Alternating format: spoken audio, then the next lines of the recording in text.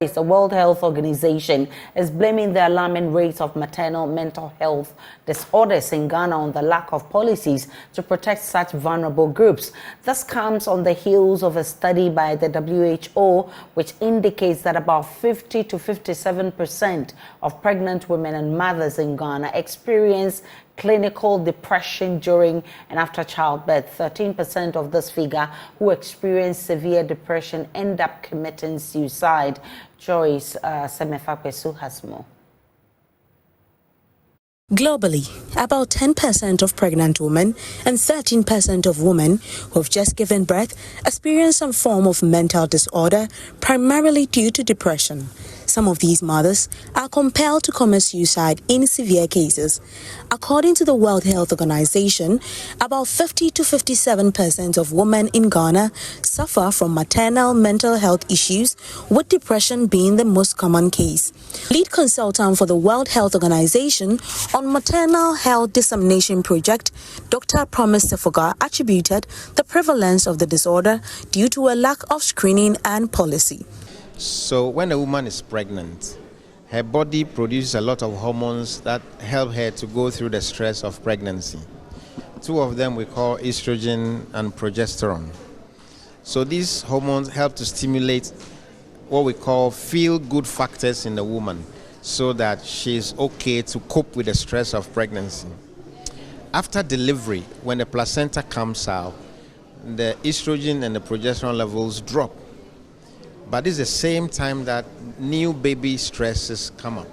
So the woman who is predisposed begin to suffer anxiety, what we call postpartum blues, what we call perinatal depression, where she feels low in energy, unhappy. And the most severe form is what we call postpartum psychosis. Some of them get so severely depressed that they commit suicide. Suicide is just a sign of severe depression. In the very severe cases of postpartum psychosis, the woman feels that there is something about to happen to my baby, which is more terrible than the baby dying. And as a result of that sensation, they kill the baby. Unfortunately, our health system does not have provisions for screening. So from what I've said, these disorders can happen to anybody. What is needed is for us to pick it up early or pick the warning signs. Then we do very little to avert major complications. And that is what is lacking. In Ghana, for now, we do not do routine screening for pregnant women.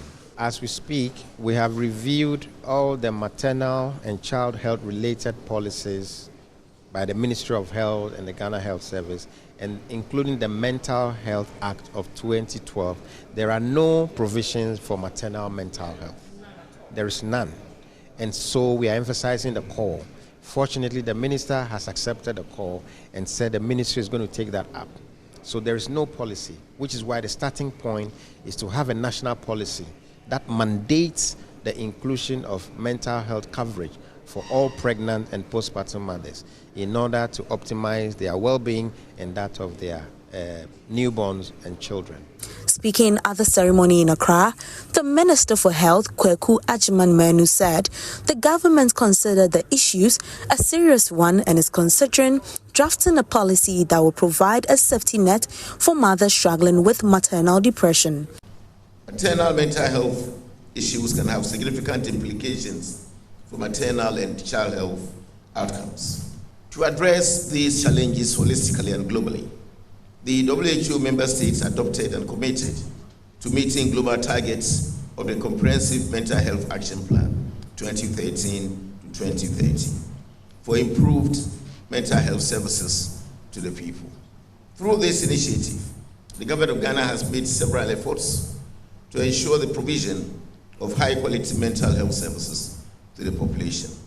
And some of these include the Mental Health Act 2012, Act 846, and the Mental Health Policy 2019, provide the policy and legal framework for deliberate actions within the landscape.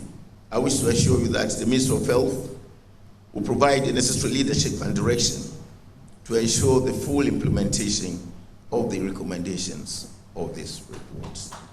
strengthening mental health system, and ensuring that women have access to the support and care they need during pregnancy and postpartum period is a collective effort that requires all levels of society to provide high-quality, sustainable maternal mental health services. This is achievable with the right political commitments, the right systems and structures, development partner support, and citizens' involvement. In severe cases of maternal mental health, some women end the lives of their babies.